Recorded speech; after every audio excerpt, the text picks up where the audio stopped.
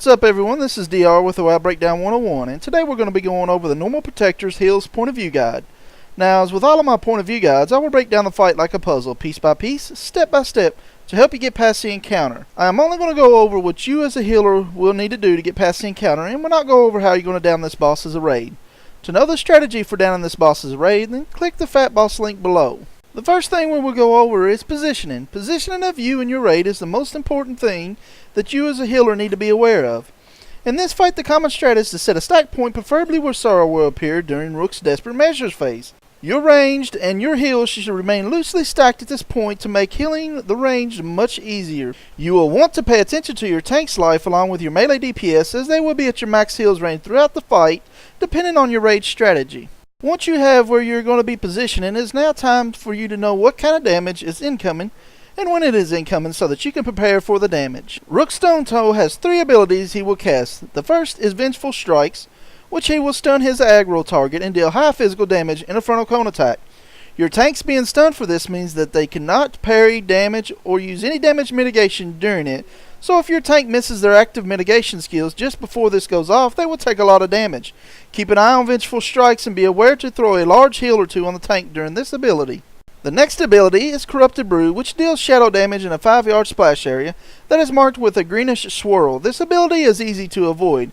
However, just be aware if your raid members do get hit by it, they will be slowed, which can be problematic for them to move from following abilities. The last ability that Rook does is Clash. This is an ability that Rook will use and charge a random raid member, and then do a corruption kick which deals damage in a 10-yard area for 4 seconds.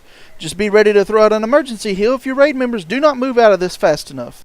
During Rook's Desperate Measures phases, he will summon 3 adds. Misery, which does Defiled Ground and leaves a void zone behind. Only your tanks and your range should be attacking this target. Sorrow does Infernal Strikes that the target will have to be stacked with as many members as possible to split the damage. And finally, Gloom does the Corruption Shock, which is an interruptible nuke that deals damage in an area. Now for this phase, you will have to remain loosely stacked in an 8-yard area to help soak the Infernal Strike. And if the nukes are not interrupted, multiple people will take damage from that as well. This phase you will want to have a major healing cooldown ready. This will happen when Rook is at 66 and 33% life. He Softfoot has a total of 4 abilities that you will have to be aware of. The first is Garrot, which is a bleed that he applies to a random raid member that cannot be dispelled and remains until he is pushed into his Desperate Measures phase. Note, this ability can be removed with Hand of Protection, so if you have any paladins in your raid comp, ask them to cast this on the casters or the healers with Garrot on them. This will save a lot of damage. Otherwise, just keep a decent heal or a hot on the targets that have Garrot. The other ability that you're going to be aware of is Gouge. If your tanks get gouged, then he will run to the next aggro target and start melee damaging them. Just make sure that your tanks call out if they have Gouge on them, so that you can be ready to throw out some emergency heals on his current target. The last ability, he will place 1 of 2 buffs on him. The first is Noxious Poison, that just leaves behind void zones your tank will move from, and the last is Instant Poison, and when he has this buff on himself, he'll deal a large amount of nature damage. If he has Instant Poison on him, just be ready to amp up your heals on the tank slightly. When he goes into his Desperate Measures phases, he will summon an ad that has a lot of health called Embodied Anguish. This ad will fixate on a random raid member, root them in place, and run to them, melee damaging them. The longer the ad is on its target, the more damage he does to them. Your raid will have to pass this ad around, or if your heat tank has enough gear, he can just tank him the entire time. I don't recommend this though, as it leaves an armor debuff behind. Just during this phase, have external cooldowns ready and a large single target heals for your anguished target. Finally, Sun Tenderheart has 3 abilities that you will deal with. The first is Shawshir, which is a channeled spell that she spams on a random raid member that does shadow damage in a 5-yard area.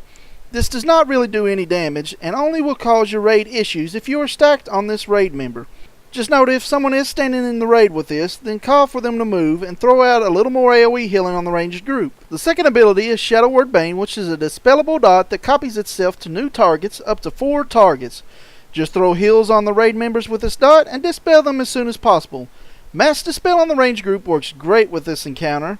If you have a Boomy and a Priest heals, have your Boomy use Symbiosis to pick up Mass Dispel and help out with the dispels. And the final ability is Calamity, which deals 30% of everybody's maximum health as shadow damage. Just have a cooldown for each one of these. Work with your heals and your raid members to ensure that every Calamity has some kind of raid cooldown or personals used. Also make sure your raid is topped off for this ability. During Sun's desperate measures phases, you're going to go into her bubble in the middle of the room, and you're going to kill Az. Depending on if your tank has got some of the poison void zones dropped in bad places, this can be a huge problem. Just make sure that the area is clear and people watch their feet and have healing cooldown ready for this phase of the encounter. Now, I do know that this is a lot to take in and remember, so I'm going to go over a quick recap of what you're going to do to be a baller in this encounter as a healer. Just keep your tanks topped off at all times and work with your other healers to assign at least one healer to one of the tanks and the other healer to the other tank.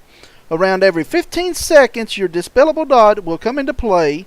Dispel and heal it. The first Garrot will come into play 15 seconds or so into the fight, and around every 25 seconds from that point on, just be ready to heal Garrot targets. Every 30 seconds into the fight, make absolutely sure that your raid is topped off for Calamity. During Rook's Desperate Measures phases, make sure that you or another healer is going to have a major healing cooldown ready for this.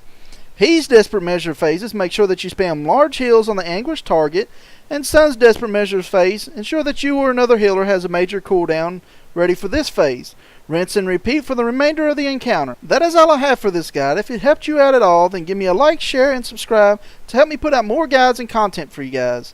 Also, if you have any suggestions for future videos or guides, then leave them in the comments section below, or email me at thewowbreakdown@gmail.com. Have fun and see you again next time, guys.